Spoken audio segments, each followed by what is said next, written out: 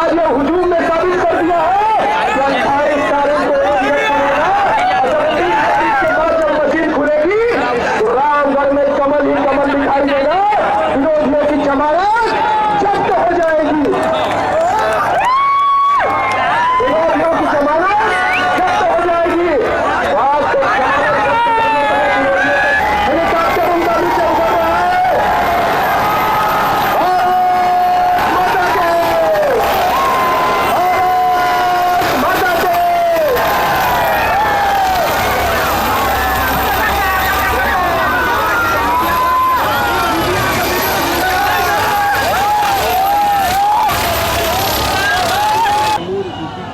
इस भारी संख्या में वैश्विक महामारी कोविड-19 को चुनौती देते हुए यहां पर उपस्थित रामगढ़ के मेरे सभी उपस्थित भाइयों बहनों, मैं आप सबका अभिनंदन करता हूं। मैं भगवान राम की जन्मभूमि से आया हूं और रामगढ़ की धरती पे आया हूं।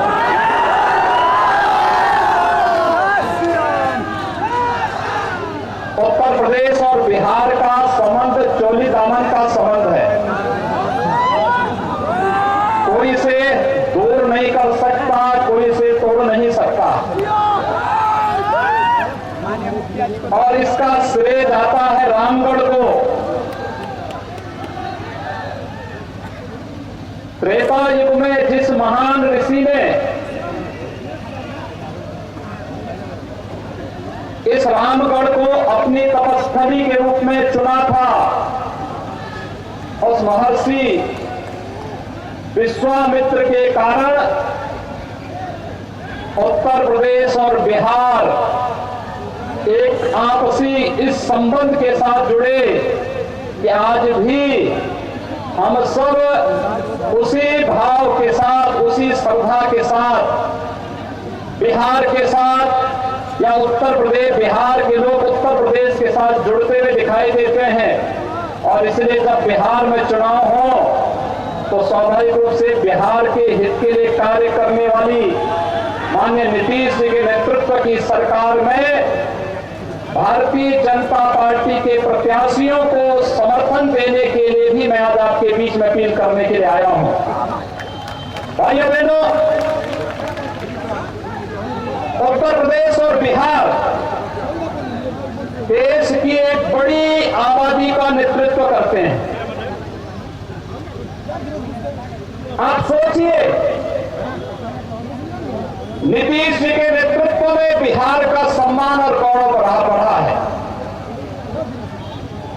बिहार ने विकास की नई नई ऊंचाइयां प्राप्त करना प्रारंभ किया और सोने में सुहागा का काम होता है जब आदरणीय प्रधानमंत्री नरेंद्र मोदी जी के नेतृत्व में भारतीय जनता पार्टी की केंद्र में सरकार बनती है और बिहार के लिए एक से एक नई योजनाएं आती हैं। कहीं एम्स की, कहीं आईआईटी की, कहीं आईआईएम की, कहीं पर कुछ अन्य योजनाएं वह गरीब से लेकर के यहाँ के पढ़े लिखे नौजवानों के लिए रोजगार से लेकर के नौकरी के अनेक संभावनाओं को लेकर के जो कार्यक्रम आगे बढ़े हैं, आज उसी क्रम को आप सबके साथ मिलकर के आगे बढ़ाने के लिए आपसे आह्वान करने के लिए मैं आपके बीच यहां पर आया हूं।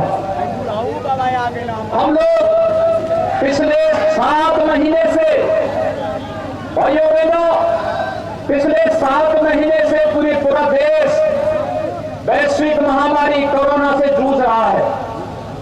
हम सब आभारी हैं प्रधानमंत्री मोदी जी के, जिनके नेतृत्व में भारत ने 135 करोड़ की आबादी को बचाने का कार्य किया है और पूरी ईमानदारी के साथ, पूरी मुस्तैदी के साथ, जिस तत्परता के साथ निर्णय लिए गए, चाहे वह लॉकडाउन का निर्णय रहा हो और लॉकडाउन के बाद उस दौरान गरीबों के लिए दी जाने वाली योजनाओं का आप अनुमान करिए, प्रधानमंत्री मोदी जी हैं और मुख्यमंत्री नीतीश कुमार जी हैं, तो कोरोना कालखंड में हर गरीब को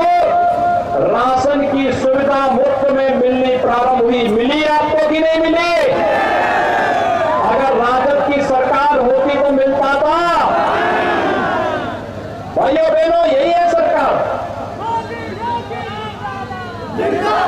मोदी जी की सरकार केंद्र में थी तो गरीबों के, किसानों के खाते में पैसा पहुंचना प्रारंभ हुआ। प्रधानमंत्री किसान सम्मान निधि का, वृद्धजनों का पेंशन,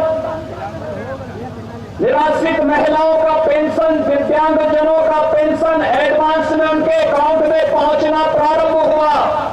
और प्रधानमंत्री जी ने गरीब कल्याण रोजगार अभियान का शुभारंभ भी बिहार से ही किया था, यानी हर गरीब को रोजगार भी इस कोरोना कालखंड में मिल सके, इसके लिए व्यापक पैमाने पर रोजगार सृजन के जो कार्यक्रम केंद्र और राज्य सरकार ने प्रारंभ किए, आज हर गरीब के हाथ को काम मिलना प्रारंभ हुआ।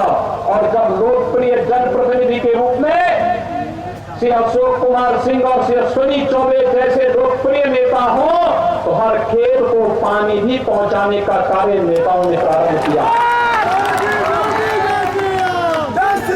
एक तरफ विकास की योजनाओं को लेकर के कार्य करने वाली सरकारें, और दूसरी तरफ जाति के नाम पर, क्षेत्र के नाम पर, भाषा के नाम पर लड़ाने वाली, व्यापक नरसंहार करने वाली। हम लोग विकास की बात करते हैं, वे लोग जाति की बात करते हैं। हम लोग देश की बात करते हैं, वे लोग परिवार की बात करते हैं। हम लोग सबका साथ, सबके विकास की बात करते हैं, तो वे लोग बात करते हैं कि नहीं, देश के संसाधनों पर एक मजहब विशेष का अधिकार है। ये मानसिकता देश को विघटन की ओर ले जाने की मानसिकता है। और भारतीय जनता पार्टी और उसके सहयोगी दलों की मंशा एक भारत श्रेष्ठ भारत की परिकल्पना को साकार करने की है। एक भारत श्रेष्ठ भारत की परिकल्पना साकार करने का कार्य होना चाहिए, या देश को जाति, मत, मजहब के आधार पर विभाजित करने की उन कुत्सित मंशाओं को, जिनके कारण देश के अंदर आतंकवाद फैला था, जिनके कारण नक्सलवाद पनपा था, जिसके कारण अराजकता फैली थी, ये जनता को तय करना है। और यही आह्वान करने के लिए मैं आज आपके बीच में आया हूं। भाइयों बहनों, मैं आपसे पूछना चाहता हूं, मोदी जी पिछले 6 वर्षों से देश के प्रधानमंत्री हैं और मोदी जी के नेतृत्व में भारतीय जनता पार्टी की सरकार देश के अंदर शासन कर रही है। मोदी जी के पहले 10 वर्षों तक कांग्रेस नेतृत्व की सरकार केंद्र में थी, राजद उसका सहयोगी दल था, बाकी अन्य लोगों का कोई अता पता नहीं था। लेकिन मैं आपसे पूछना चाहता हूं, प्रधानमंत्री मोदी जी ने पिछले 6 वर्षों के दौरान बिना भेदभाव के गरीबों को मकान देना प्रारंभ किया।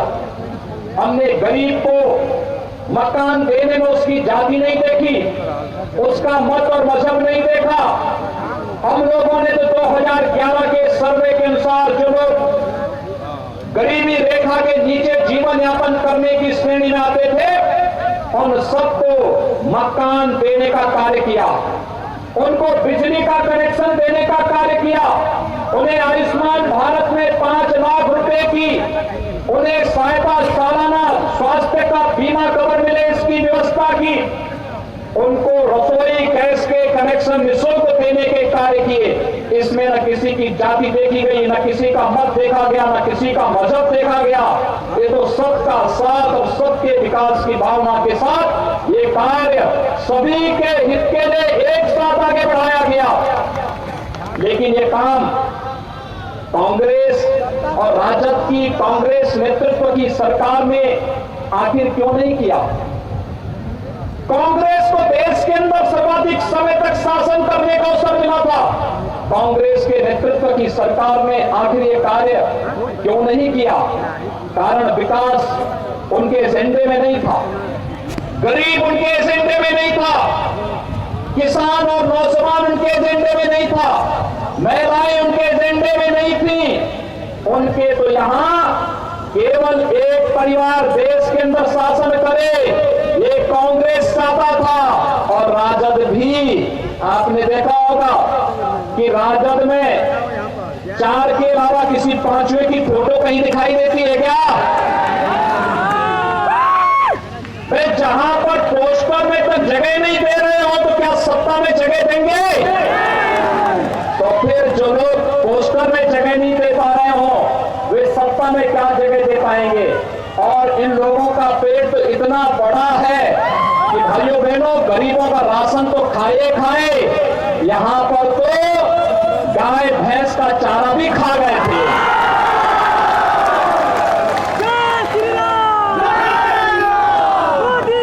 क्या ऐसे लोगों को वोट दिया जाना चाहिए?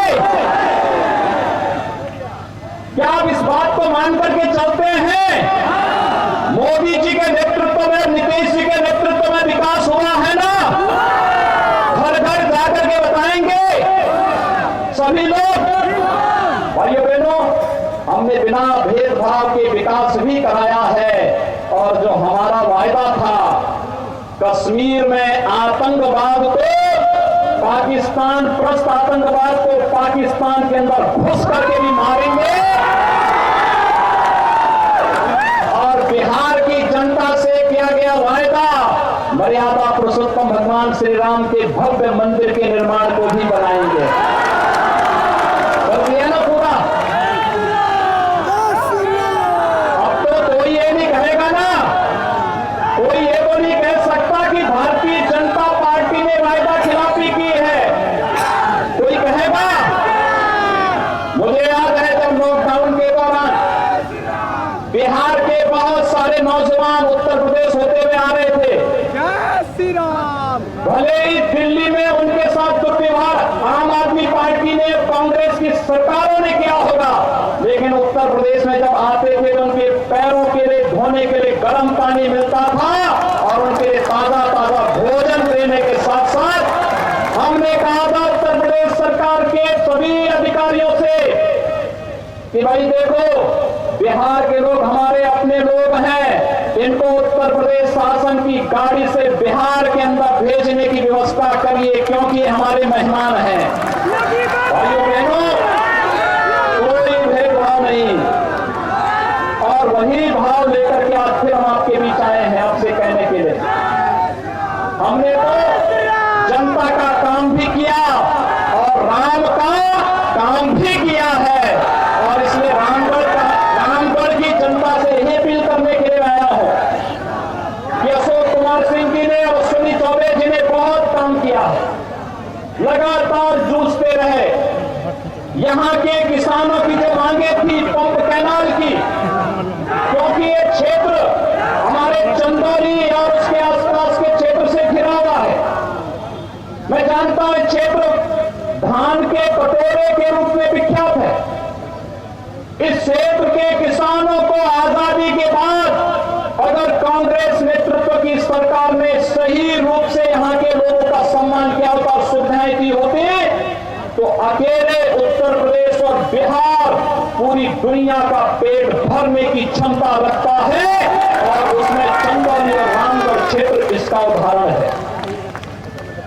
मेरा मानना है प्रकृति और परमात्मा की गंगा मैया की इतनी बड़ी कृपा यहां पर है कि वास्तव में इस क्षेत्र में प्रोत्साहन की आवश्यकता थी और ईश्वर की कृपा से आज देश के अंदर दुनिया का सबसे लोकप्रिय नेतृत्व आदरणीय मोदी जी के नेतृत्व में भारत के अंदर की सरकार कार्य कर रही है। और बिहार के अंदर याद करिए नीतीश जी के पहले किस प्रकार की सरकार बिहार में थी, यानी राजद की उस सरकार में बिहार के नौजवानों के सामने पहचान का संकट खड़ा कर दिया था। बिहार का नौजवान कहीं जाता था, अपनी बिहार की पहचान को छुपाने के लिए मजबूर होता था। भाइयों बहनों, हमें ऐसा नेतृत्व नहीं चाहिए जो हमारी पहचान के लिए संकट खड़ा कर दे, जो हमारे विकास के लिए स्वयं संकट खड़ा कर दे, जो विकास के लिए आने वाले पैसे को स्वयं डकार ले और विकास के इस पैसे को अपने परिवार के लिए और फिर विकास से बाधित जनता को अपराध और आतंकवाद की ओर धकेल दे, इस प्रकार की सरकार बिहार की जनता को स्वीकार नहीं होना चाहिए। और इसीलिए मैं आप सबसे अपील करना चाहता हूं, एनडीए ने नीतीश कुमार जी के नेतृत्व में भारतीय जनता पार्टी और साथ साथ वीआईपी पार्टी, हम पार्टी जैसे सभी लोगों के साथ मिलकर के बिहार के अंदर एक मजबूत राष्ट्रीय जनतांत्रिक गठबंधन के साथ एनडीए, जो नेशनल डेमोक्रेटिक अलायंस हमारा है, एनडीए ने मिलकर के आज बिहार के अंदर चुनाव लड़ने के लिए एक साथ मिलकर के फिर से आपके साथ आए हैं। मैं आप सबसे अपील करना चाहूंगा, भारतीय जनता पार्टी और जदयू से जुड़े हुए इस गठबंधन के जितने भी प्रत्याशी हमारे हैं, आपके नातेदार, आपके रिश्तेदार, आपके मित्रगण, आपके शुभचिंतकगण जो भी बिहार में हो, उन सबसे अपील करिए, सोशल मीडिया का इस्तेमाल करिए, केंद्र और प्रदेश सरकार की योजनाओं को उन तक पहुंचाइए और फिर कहिए कि मोदी जी के नेतृत्व में देश आगे बढ़ रहा है और नीतीश जी के नेतृत्व में बिहार तेजी के साथ विकास के पथ पर अग्रसर हो रहा है। इन दोनों नेतृत्व को एक बार फिर से बिहार के अंदर सरकार ला करके हम आगे बढ़ाएंगे। यही अपील करते हुए बिहार के अंदर विधानसभा चुनाव में रामगढ़ क्षेत्र से अशोक कुमार सिंह को भारी मतों से कमल चुनाव चिन्ह पर वोट देकर के जिताने की अपील करते हुए मैं आप सबका एक बार फिर से अभिनंदन करता हूं। वाणी को देता हूं विराम। जय जय श्री राम, जय जय श्री राम। आप सबसे मेरी अपील है, कोरोना का संकट टला नहीं, चुनाव भी करेंगे, 2 गज की दूरी और मास्क जरूरी का इस्तेमाल जरूर करें, इसका ध्यान जरूर रखें। आप सबके प्रति मेरी शुभकामनाएं। धन्यवाद। जय जय श्री राम। इस सभा को समाप्त